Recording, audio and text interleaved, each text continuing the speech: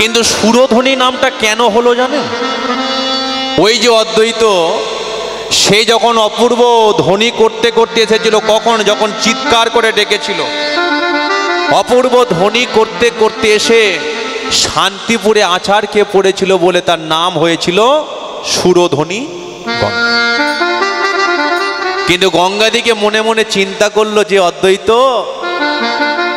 তুমি তো তোমার মায়ের মনের বাসনাকে পূর্ণ করবে বলে আমাকে ডেকে নিয়ে এলে, কিন্তু শান্তিপুরে এসে আমি যে ভাগীরথীর সঙ্গে মিশে গেলাম, এটা কি ঠিক হলো? তবে একটা কথা বলে দিচ্ছি, নাম আমার গঙ্গা, ভাগীরথীর সঙ্গে মিশে গেলেও জগতে আমি একটা প্রমাণ রেখে যাব। দুটো নদী একইভাবে বইব, কিন্তু জলের রং হবে আমাদের আলাদা আলাদা। তাই আমার নাম হলো গঙ্গা, আমার জলের রংটাকে করে দিলাম নীল বর্ণ। আর ভাগীরথীর জলের রং কি? ঘোলাটে। সেটা দেখতে পাই কোথায়? আমাদের কাছেই আছে মায়াপুর, নবদ্বীপ। মায়াপুর থেকে নবদ্বীপে যেতে গেলে লঞ্চে করে, নৌকায় করে পারাপার হতে হয়। যে দুটো নদীর ওপর দিয়ে লঞ্চ বা নৌকা যায়, দেখবেন ঢেউ হচ্ছে, একদিকে ঘোলাটে জল, একদিকে পরিষ্কার স্বচ্ছল নীল জল। ঢেউ হচ্ছে কিন্তু জলের সাথে মিশে যাচ্ছে, একদিকে গঙ্গা একদিকে ভাগীরথী, তার উপর দিয়ে চলে যাচ্ছে। তাহলে এই সব দৃশ্য যদি আমরা না দেখি, তাহলে মনের মধ্যে বিশ্বাস আসবে কি করে যে ভগবান শ্রীকৃষ্ণ তিনি আছেন? ভগবান আছে বলে দিন রাত্রি হচ্ছে, ভগবান আছে বলে নদীতে জোয়ার ভাটা খেলছে, ভগবান আছে বলে আজকে এই স্বামী বিবেকানন্দের জন্মতিথি উপলক্ষে এই জায়গায় হরিবাসর হচ্ছে, না হলে তো হতো না। এখন অদ্বৈত কি করেছে? যেই গঙ্গাকে নিয়ে চলে এসেছে, অদ্বৈত এখন মনের কি ব্যাপার মা, তুমি গালে হাত দিয়ে বসে আছো কেন? না না, এখানের কথা বলছি না। অদ্বৈত তার মায়ের কাছে গেছে, কিন্তু মা চিন্তা করছে ছেলেটা গেছে, আদৌ আনবে তো গঙ্গাকে? মা তো এখন গালে হাত দিয়ে চিন্তা করছে। অদ্বৈত বলে, মা কিরে বাবা?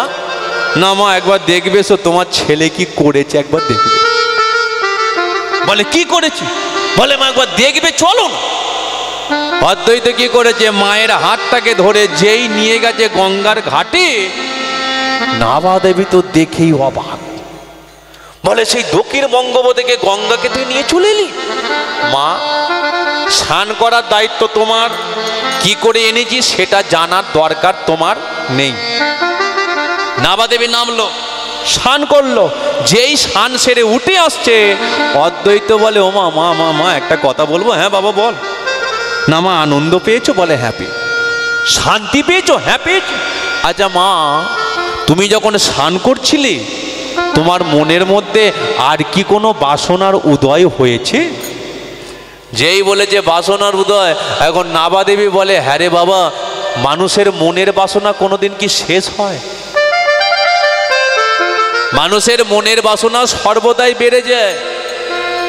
আজকে স্বপ্ন প্রতিটা মানুষের বাড়ে, ঘুমেও স্বপ্ন দেখে, আবার না ঘুমিয়েও স্বপ্ন। তাহলে দুটোই স্বপ্ন, স্বপ্ন কোনোদিন শেষ হয় না। বাবা মা, তবে আমার মনের মধ্যে আর একটা বাসনা জেগেছে, পূর্ণ করবি বাবা? বলে বলো তোমার কি বাসনা?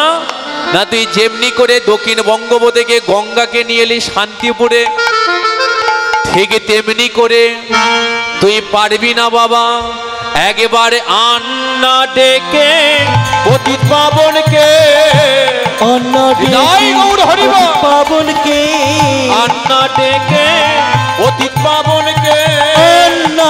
ডেকে পতিত পাবনকে, এই বাসনা আমার মনে, আন্না ডেকে পতিত পাবনকে, এই বাসনা আমার মনে, আন্না ডেকে পতিত পাবনকে।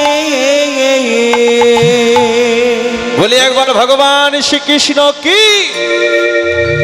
আচ্ছা বলুন তো মায়েরা, যে পতিত পাবন গৌরাঙ্গ মহাপ্রভু কলিযুগে, 3 যুগে তিনি ভগবান সত্য তেতা দাপর, সেই কৃষ্ণ সে কি আপনি যদি মনে করেন আমার বাড়িতে একটু অনুষ্ঠান করব, তাকে ডাকবো, সে কি আসবে?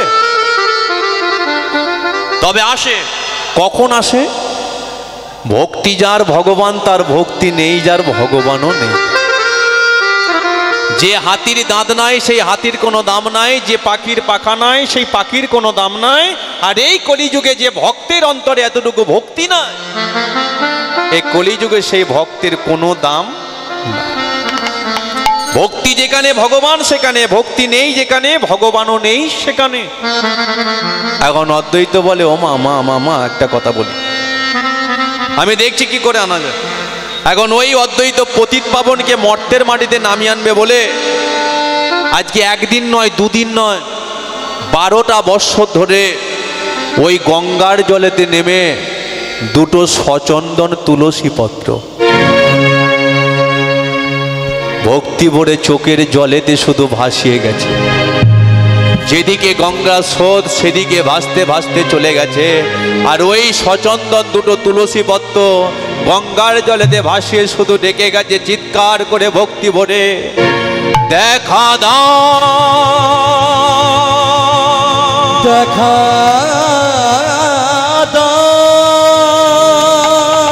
ও হে বিপদ ভঞ্জন মধুসূদন, দেখা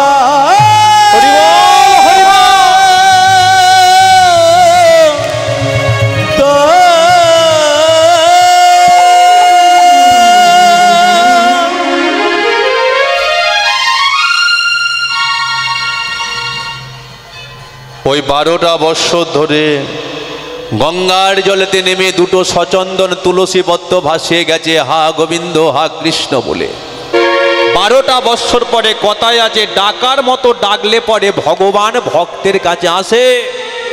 ওই 12টা বৎসর পরে অদ্বৈত দেখতে পাচ্ছে এক বিস্ময়কর ঘটনা। কি ব্যাপার? নিত্য নিত্য তুলসী আমি ভাসিয়ে গেছে, গঙ্গার যেদিকে স্রোত সেদিকে ভাসতে ভাসতে চলে গেছে 12টা বৎসর পরে। কিন্তু 12টা বৎসর পরে অদ্বৈত দেখতে পাচ্ছে যে ওই গঙ্গার স্রোতের উল্টো দিকে তুলসী পত্র ভাসতে ভাসতে চলে যাচ্ছে। কি ব্যাপার? দেখি ওই তুলসী পত্রগুলো কোথায় যায়। তুলসী পত্র যে গঙ্গার স্রোতের উল্টো দিকে ভাসতে ভাসতে চলে যাচ্ছে। অদ্বৈত আজকে গঙ্গার তীর ধরে ছুটেছে। ওই তো শান্তিপুরের ঘাট, শান্তিপুরের ঘাটে দাঁড়ালো না। ওই তো নদিয়ার ঘাট, নদিয়ার ঘাটে দাঁড়ালো না। ওই তো নবদ্বীপের ঘাট, নবদ্বীপের ঘাটে অগণিত সুন্দরী রমণীরা